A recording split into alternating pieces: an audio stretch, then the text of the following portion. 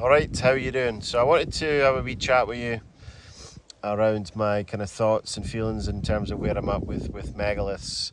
You know, the last 3 years has been a journey for me, you know what I mean? I've always said my life's two halves. Following these experiences I had in Egypt in March 2022 with the light, completely changed my life, put me on this path. And I set up Reppin Nature as a result of these experiences I had in Egypt, and I've been on this quest. I've always said it's a quest of sorts, but it is a quest I've been on the last 3 years, going to these ancient and sacred sites. I'm currently sitting in the burial chamber of a megalith in Portugal, Pato do Cavalo. It's in Setúbal. This one's an absolute beauty. I'll share some videos on this one. But my feeling is in terms of where I'm at. A big thing about megalith hunting, I always find as much of it's like the journey's exciting as the destination. So that's kind of like been my journey, where this destination takes me. Oh, sorry, Gaia's right here next to me. Come here, Gaia. Have a look. Look, Gaia. She's absolutely filthy. So my journey, wherever this destination leads, I don't know, but part of it is that journey. It's exciting in terms of discovering new places, and a lot of it is based on where I'm at in terms of my feelings on megaliths. A lot of it's based on direct experiences, so the direct experiences I had with the light, and then just it's a culmination of experiences. And I've been to so many megaliths now that I feel like I've become almost like a conduit where I share these experiences with you, but I become like a collector of experiences. So each place I go to, I'll walk away with different feelings and emotions and energy from different sites and different learnings as well. And that's all part of this journey that I'm on. Going to all these different places, connecting with these places, touching the stones, feeling the energy. It's all a kind of culmination and leading to this point right now. So, following the experiences I had in Egypt with the light, the light is drawn to me around megaliths, around ancient sites, around rock formations, and that's taught me, that everything's connected, that everything is energy. So based on those experiences, that's kind of led me to where I'm at now, which is, for me, megaliths are very much built for practical and functional reasons. People believe what they want to believe, each to their own, and I can only base it on what I feel and what I've experienced. But megaliths for me are, they're not a place of ritual or funerary monuments. I mean, some may well have been used for rituals or what have you, but I think we're actually not giving these people the credit they deserve for saying that these were built for superstitious reasons. These people went to extreme lengths. These are hardcore people. They went to extreme lengths to build these monuments, and I think they built these monuments for a specific return. They knew they were going to get something back in return. So for me, megaliths are built for practical and functional reasons, and for me it's all connected with the earth and nature, and that's, again, it feels like the path I'm on feels right to me in terms of repping nature. I'm paying homage to nature and the ancients, and these people were finely tuned and connected with the planet. They were very grounded with the planet. I think they could literally feel the energy of the earth, and they were so finely tuned and connected with the planet that they were able to tap into those energies of the planet, the telluric currents, the invisible rivers of electricity we have below and above the surface of the earth. And I think these people were able to tap into that energy. They were able to harness and amplify and channel or direct that energy by using these megaliths. So these megaliths are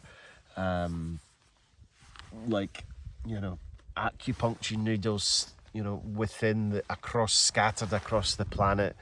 These megaliths are connected with the planet, which is why they're so sacred. You know what I mean? They're woven into the fabric of the earth with nature totally in mind. So it's all down to nature as far as I'm concerned, and it's tapping into the energies of the earth. So they were doing that for what end? What was the purpose of that? Who knows? It's all part of the mystery. But for me, these ancient sites are built for very practical and functional reasons. These were pragmatic people. It was all about survival then. So it was all about, you know, for me, food, shelter and water. So I think these megaliths were connected to food or water or healing. You know, John Burke's book Seed of Knowledge, Stone of Plenty, he talks about megaliths being a place for growing seeds, essentially. So they could have well been for that, or for me, stone circles, for instance, are about a place for creating a healing water. Excuse me, Gaia. So food or water or healing. And again, we have the acoustic properties going on at many megaliths. The other big thing which has become quite clear to me is the location of these megaliths and the types of stones that the ancients used is very telling. So they chose the locations very, very specifically, and actually taking a step back from that in terms of the electromagnetic energies of the earth. The ancients saw the planet as a living entity. That for me is the core of all this. They saw the earth as a living entity. That's definitely been reaffirmed by me based on some of the places and my experiences I've had. You know, a big example I've got is the Menga dolmen in Spain, in southern Spain, which is an absolute beauty. You can have a look at my videos of that. It's in my Spain playlists. That is the dolmen of dolmens. It's the Antequera dolmen, so you've got the Vieira and Romerol dolmen nearby as well. But the Menga dolmen faces towards Lover's Rock La Pena. It's this mountain range which looks like a face pointing up to the heavens, and that again reaffirms to me that these people, the ancients, they viewed the earth as a living, breathing entity, and on that basis they were able to tap into those energies of this Mother Earth, of Gaia. I say that as Gaia is right next to me. Her nose is covered in mud. She's in a bit of a state. She's a mucky puppy. There we go. So the ancients, for me, it was a living entity. They saw the planet as a living entity. They were finely tuned to the earth. They were connected with the planet, and the culmination of all that, they were able to, again, left brain, right brain, they were able to tune into the planet by an ancient science to magnify or amplify the energy of the earth, these telluric currents. That's my sense, that's kind of my feeling in terms of the purpose of these megaliths. The other big thing in terms of my thinking is in terms of the locations and the types of stone the ancients used. They chose the locations of these megaliths. I mean, the locations are very, very telling. These were people with massive intent. There was nothing random with these people. Again, labeling these ancient sites as spiritual doesn't give these or superstitious doesn't give these people credit. You know, these were very smart people, fully in tune with both sides of the brain for sure, and the locations for me are telling. So why choose these specific locations? And again, they moved stones over many, many miles. So why did they do that? Because the type of stone is granite. Granite contains quartz, and they chose the locations, I think, based on energetic hotspots. They could actually feel the energy of the earth. They chose these locations specifically. Maybe each megalith or dolmen or stone circle had different purposes based on the location. Perhaps that's an idea I had, because different energies coming from different points or parts of the earth. But granite contains quartz, when placed under pressure, you have the piezoelectric effect.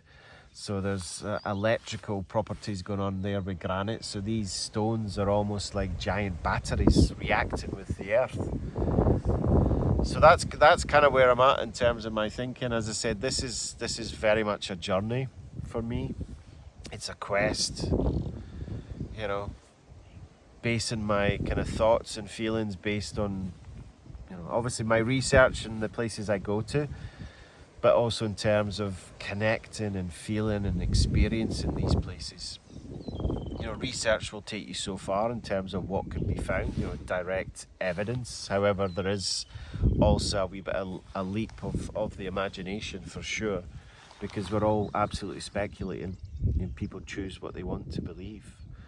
And I believe or feel based on direct, you know, what I've learned in terms of actual evidence and research, but also in terms of direct contact or connection or feelings or experiences or energy that I get at these places. And that's what the ancients had. They had, you know, they had that left brain and right brain. They had all the creativity and imagination, but they also had the scientific mind, the mind of an engineer. So they had the best of both worlds, and we split these things in left brain, right brain, but for them it would have been one for sure. But you know, these people were only 200 generations ago, if you think about it, 5,000 years ago. You know, if we're saying a generation's 25 years, 5,000 years ago. So what is the big difference between us and them? For me, it's all about nature. It's all about connection. We've lost that connection with nature. That is the big thing. And that's part of what I'm doing with Reppin Nature is, you know, paying homage to nature and the ancients. They're both so closely connected.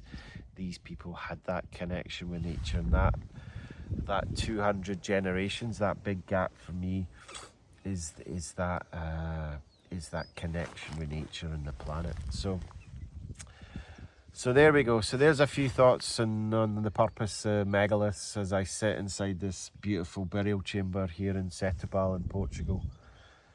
So thank you so much for watching that. I really appreciate it. As I talk to myself, I'm going to have to head back to the car, take Gaia home. She's absolutely filthy. And then see where it takes us. So thank you so much for watching. I really appreciate it. All right, nice one. Cheers.